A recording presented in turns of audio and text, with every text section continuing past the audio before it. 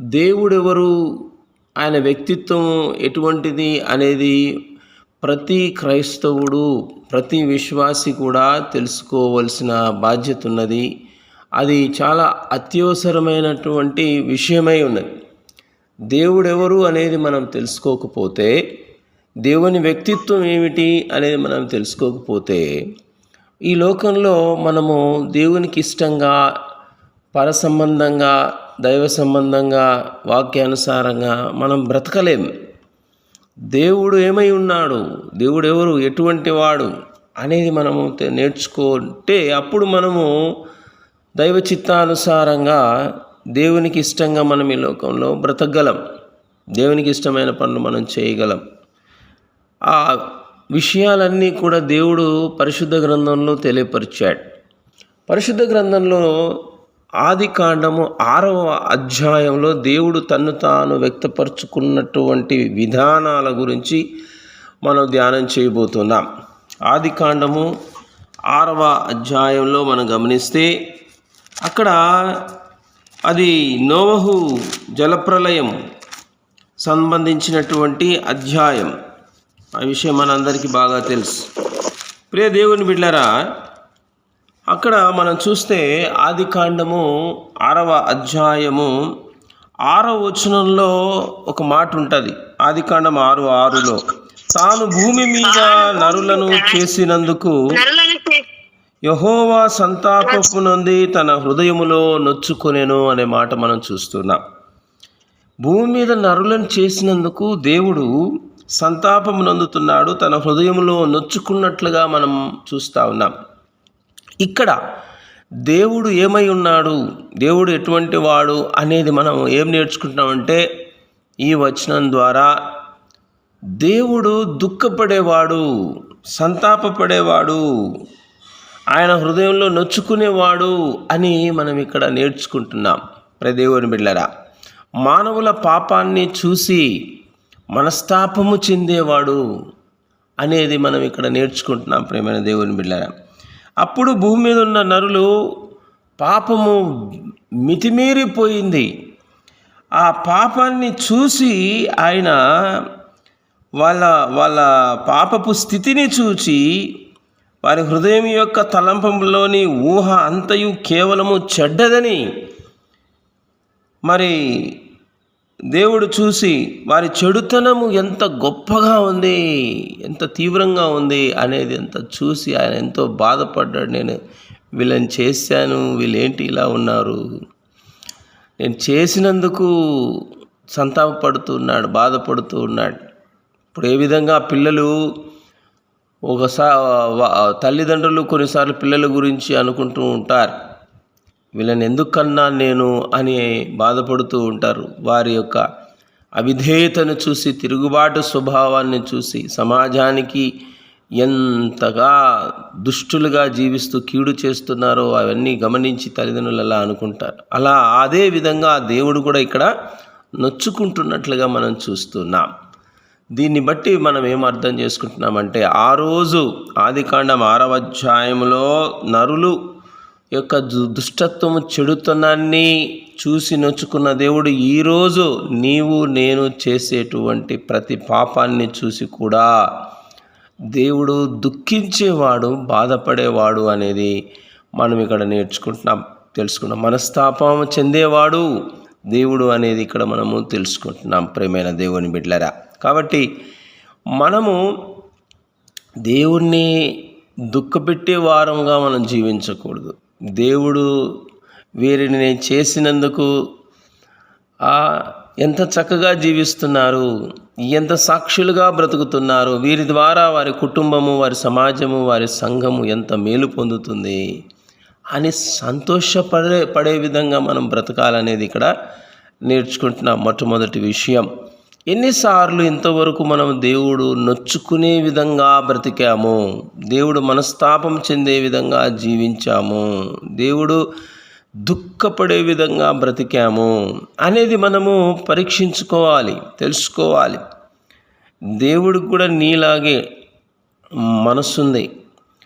ఆయన రూపములో, ఆయన స్వరూపములో, ఆయన పోలికలో నరుని చేశాడు. నువ్వెలా నీ పిల్లల గురించి బాధపడి ఎందుకు కన్నానరా వీళ్ళని బాధపడతావు, అలాగే ఆయన కూడా బాధపడేవాడు. అలాంటి మనసు ఆయనకు కూడా ఉంది. బాధపడే మనసు ఉంది ఆయనకు. ఒకవేళ మనము కూడా అలా జీవిస్తే, దేవునికి విరోధంగా జీవిస్తే అనేది మనం ఇక్కడ తెలుసుకుంటున్నాం. దేవుని బిడ్డలారా, రెండవదిగా మనము దేవుడు ఏమై ఉన్నాడు, ఆయన తన్ను తాను ఏ విధంగా వ్యక్తపరుచుకున్నాడు అనేది ఈ అధ్యాయంలో చూస్తామంటే, 7వ వచనం చూస్తే, అప్పుడు యెహోవా నేను సృజించిన నరులతో కూడా జంతువులను, పురుగులను, ఆకాశ పక్షాదులను భూమి మీద ఉండకుండా తుడిచి వేయుదును. ఏలయనగా నేను వారిని సృష్టించినందుకు సంతాపము నొంది ఉన్నానెను. ప్రియమైన దేవుని బిడ్డలారా, ఇక్కడ దేవుడు తీర్పు తీరుస్తున్నట్లుగా మనం చూస్తున్నాం. తీర్పు, జడ్జిమెంట్ అనేది వెలువడిచినట్టుగా మనం చూస్తున్నాం. జడ్జిమెంట్ ఇస్తున్నట్లుగా మనం చూస్తున్నాం. ఆయన తీర్పును ఆయన తీరుస్తున్నట్లుగా మనం చూస్తున్నాం. ప్రియమైన దేవుని బిడ్డలారా, ఆయన అంటున్నాడు, మొత్తం భూమి మీద ఉన్న అందరినీ తుడిచి వేసేస్తాను, నేను క్లీన్ చేసేస్తాను, వీళ్ళని అందరినీ తీసేస్తాను భూమి మీద లేకుండా అని దేవుడు అక్కడ మాట్లాడడం మనం చూస్తూ ఉన్నాం.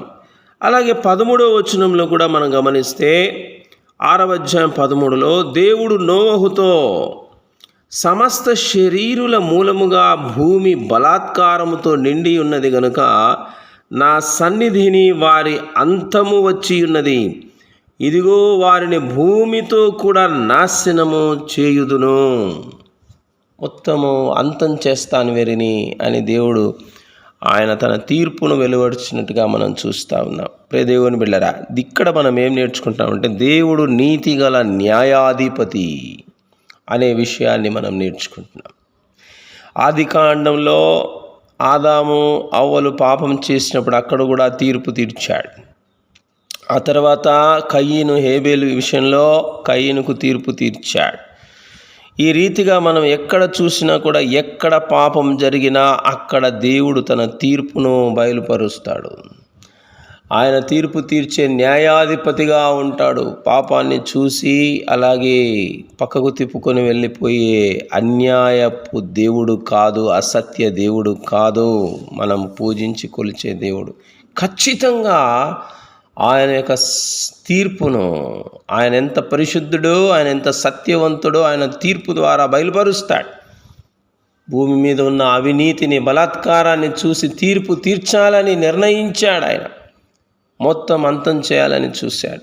దేవుని బిడ్డలారా, మన జీవితంలో కూడా, మన సంఘములో కూడా, సమాజంలో కూడా జరుగుతున్నటువంటి బలాత్కారాన్ని, అవినీతిని దేవుడు ఏం చేస్తున్నాడు, చూస్తున్నాడా, పట్టించుకుంటున్నాడా లేదా అని చాలామంది అనుకుంటూ ఉంటారు. ఖచ్చితంగా దేవుడు పట్టించుకుంటాడు. ఇక్కడ మనం చూస్తున్నాం, పరిశుద్ధ గ్రంథంలో ప్రతి చోట మానవులను దేవుడు చూస్తున్నాడు.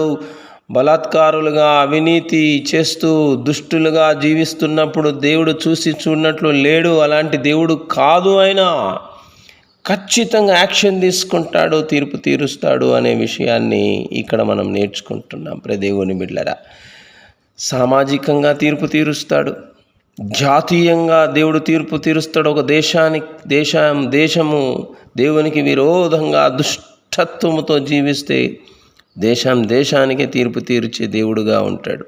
కుటుంబం అంతా కలిసి ఒకవేళ దేవునికి విరోధంగా ప్రవర్తిస్తే, అవినీతిలో జీవిస్తే, బలాత్కారులై జీవిస్తే ఖచ్చితంగా కుటుంబం మీదకి దేవుని యొక్క తీర్పు దిగి వస్తుంది. అది పరిశుద్ధ గ్రంథంలో మనం అనేక చోట్ల చూస్తాం. పాత నిబంధనలోను, క్రొత్త నిబంధనలో అననీయ సప్పీరాల మీదకి దేవుని తీర్పు దిగి వచ్చింది. భార్యాభర్తలు ఇద్దరు దేవునికి విరోధంగా, పరిశుద్ధాత్మకు విరోధంగా ప్రవర్తించారు, తీర్పు వచ్చింది. అది దంపతులైనా, అది కుటుంబమైనా, అది సమాజమైనా, అది దేశమైనా, ప్రపంచమైనా సరే దేవుడు ఖచ్చితంగా తీర్పు తీరుస్తాడు.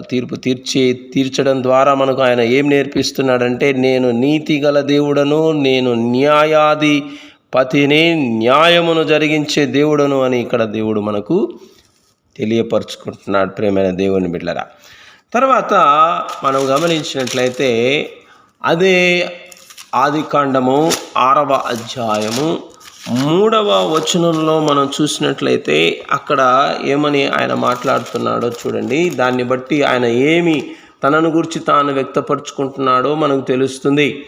ప్రియ దేవుని బిడ్డలారా, 3వ వచనము 6వ అధ్యాయం 3వ వచనం. అప్పుడు యెహోవా, నా ఆత్మ నరులతో ఎల్లప్పుడూ వాదించదు, వారు తమ అక్రమ విషయములలో నరమాత్రులై ఉన్నారు, అయినను వారి దినములు 120 ఏండ్లు అగునెను.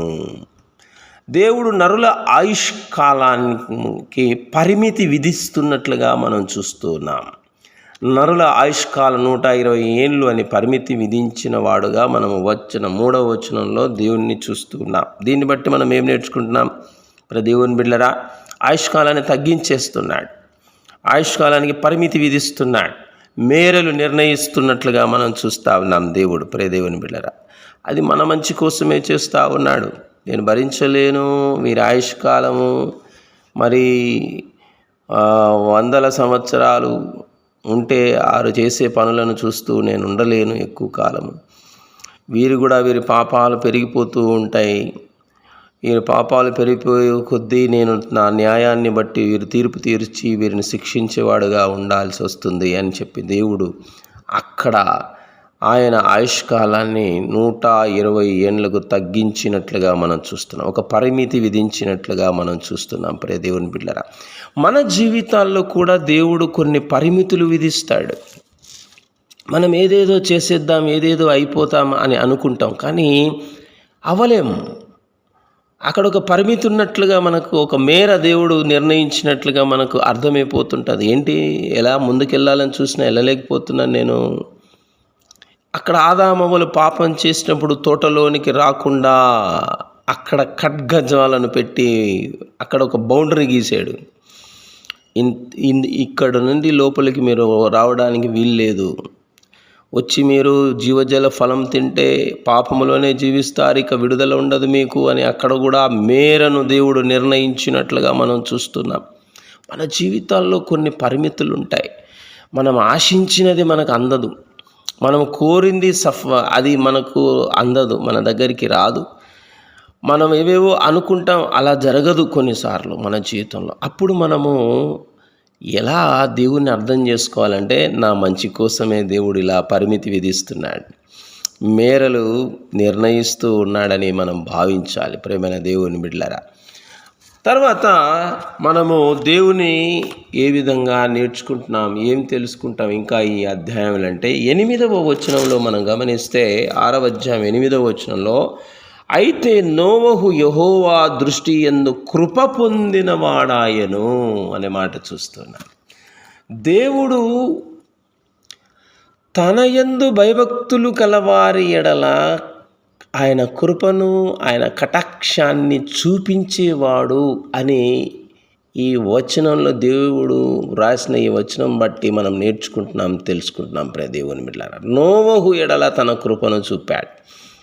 నోవహు ఈ ఒక్క కుటుంబమే, భూమి మీద ఉన్న వాళ్ళందరూ చెడిపోయారు. ఈ ఒక్క కుటుంబమే నా యందు భయము భక్తి కలిగి జీవిస్తూ ఉన్నారు. కాబట్టి ఈ కుటుంబాన్ని అంతం చేయకూడదు, నాశనం చేయకూడదు, దీన్ని ఎలాగైనా కాపాడాలి, రక్షించాలి దీన్ని అని దేవుడు తనకు నోవహుకు ఒక ఓడను తయారు చేసి ఆ జలప్రలయం నుండి రక్షించినట్లుగా మనం చూస్తూ ఉన్నాం ప్రియమైన దేవుని బిడ్డలారా.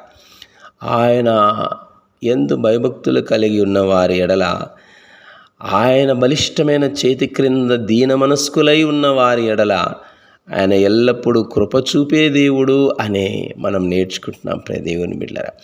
మన జీవితంలో కూడా మన చుట్టూ ఎందరికో విపత్తులు జరుగుతూ ఉంటాయి, ఎందరికో దేవుని తీర్పులు మరి వెలువడుతూ ఉంటాయి, మన కళ్ళ ముందు కనపడుతూ ఉంటారు, రాలిపోతుంటారు. కానీ మనము సజీవంగా ఉన్నాం, ఇంతవరకు క్షేమంగా ఉన్నాం, ఇంతవరకు ఈ స్థితిలో ఉన్నామంటే దానికి కారణం దేవుని కృపగలవాడై ఉండి ఆయన కటాక్షము చూపేవాడై ఉన్నాడు. కాబట్టే మనము ఇంతవరకు కూడా సజీవంగా భూమి మీద నోవహు సజీవులైనట్లుగా దినములో నాశనం కాకుండా మనము కూడా సజీవంగా ఉన్నాం. నాశనం కాకుండా మనం జీవిస్తూ ఉన్నాం. ప్రేమైన దేవుని బిడ్డలారా, ఇప్పటి వరకు మనము దేవుడు ఆదికాండం 6వ అధ్యాయంలో దుఃఖపడేవాడు, మనస్తాపము చెందేవాడు మన పాపాన్ని చూసి నేర్చుకున్నాం. రెండవదిగా నీతిగల న్యాయాధిపతి అని మనం నేర్చుకున్నాం. మూడవదిగా మేరలు నిర్ణయించేవాడు, పరిమితి విధించేవాడు అని మనం తెలుసుకున్నాం. తర్వాత నాలుగవదిగా దేవుడు కృపామయుడు, కటాక్షాన్ని కృపను చూపేవాడు అని మనం తెలుసుకున్నాం. ఇక 5వ విషయాన్ని మనం చూస్తే, ఈ విషయం మనము వచనాలు 14వ వచనము నుండి 16వ వచనం వరకు, ఆదికాండం 6వ అధ్యాయం 14 నుండి 16 వచనాలలో ఉన్నటువంటి విషయాలను మనం చదువుతున్నాను చూడండి. చితిసారకపు మ్రానుతో నీ కొరకు ఓడను చేసుకొనుము, అరలు పెట్టి ఆ ఓడను చేసి లోపటను వెలుపటను దానికి కీలు పూయవలెను. నీవు దాన్ని చేయవలసిన విధమిది. ఆ ఓడ 300 మూరల పొడుగును, 50 మూరల వెడల్పును, 30 మూరల ఎత్తును గలదై ఉండవలెను. ఆ ఓడకు కిటికీ చేసి పైనుండి మూరెడు క్రిందికి దాన్ని ముగించవలెను. ఓడ తలుపు దాని ప్రక్కను ఉంచవలెను. క్రింది అంతస్తు 2వ అంతస్తు 3వ అంతస్తు గలదిగా దాని చేయవలెను. ప్రే దేవుని బిడ్డలారా, 3 అంతస్తులు ఉన్నాయి దానికి, ఆ ఓడకు. చూడండి, దేవుడు ఇక్కడ ఆర్కిటెక్ట్, శిల్పి అనే విషయాన్ని మనం నేర్చుకుంటున్నాం. ఆయన పెద్ద ఇంజనీర్. ఆయన ప్రే దేవుని బిడ్డలారా, సివిల్ ఇంజనీర్స్ మనం చూస్తూ ఉంటాం. ఇల్లు కట్టడానికి డిజైన్ ఇస్తూ ఉంటారు. ప్రే దేవుని బిడ్డలారా, ఇక్కడ ఎన్ని అంతస్తులు చూడండి, 3 అంతస్తులు కలిగినటువంటి ఓడను అప్పుడే దేవుడు నోవహుకు నేర్పిస్తున్నాడు, బోధిస్తున్నాడు.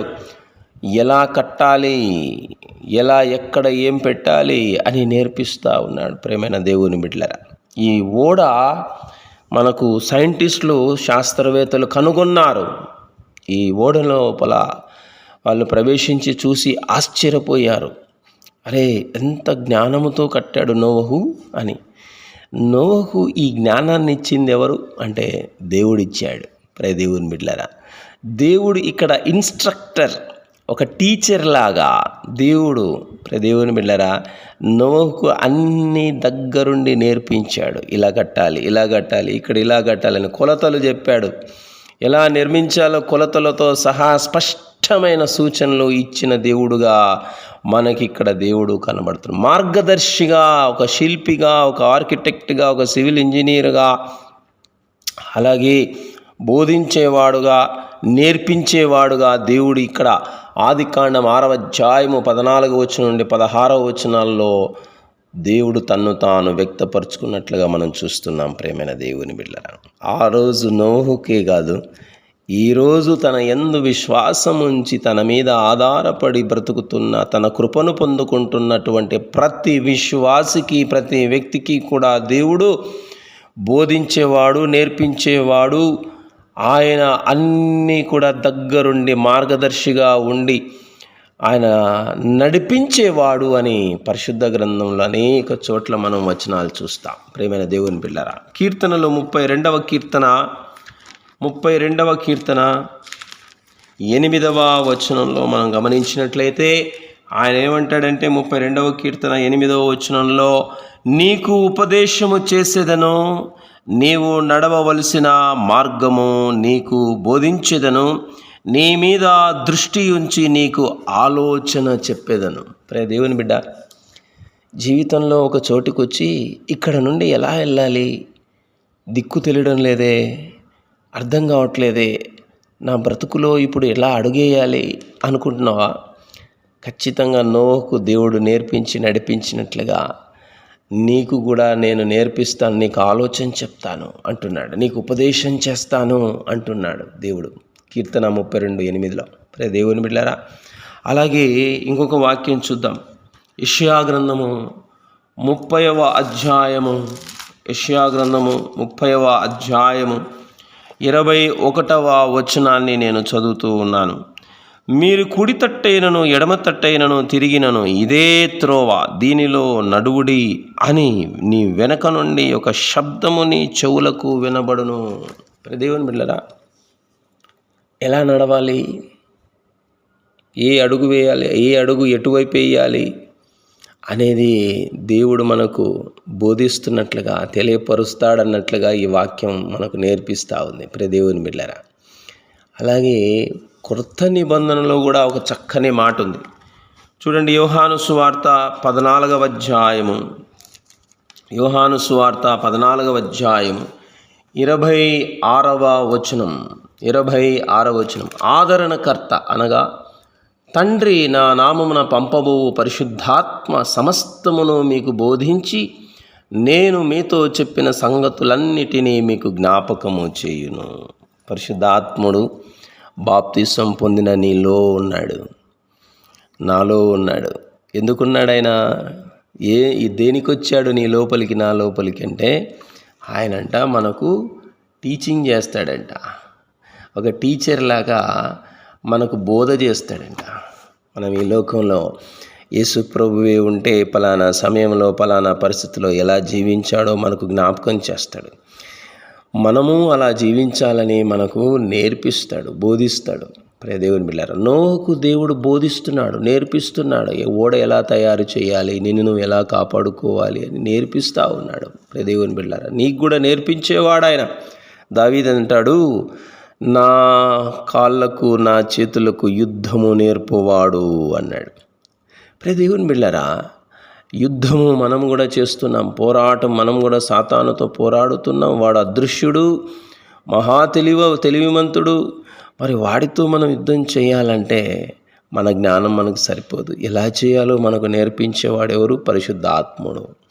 ఆయన నోవుకు నేర్పించాడు, నీకు కూడా నేర్పిస్తాడు. సాతానును ఎలా కనుక్కోవాలి, ఎలా తెలుసుకోవాలి, ఎలా పసిగట్టాలి, ఎలా ఎదురు తిరగాలి, ఎలా పోరాడాలి, వాన్ని ఎలా నాశనం చేయాలి, వాన్ని ఎలా అంతం చేయాలి అనే విషయాలన్నీ కూడా మనకు నేర్పిస్తాడు. అలాగే మన శరీరాశలు మనతో ఎప్పుడు పోరాడుతూ ఉంటాయి.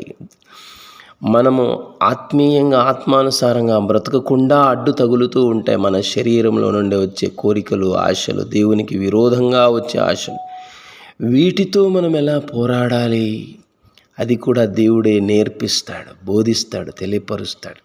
దావీదు అన్నట్లుగా నాకు యుద్ధము నేర్పాడు దేవుడు అన్నాడు.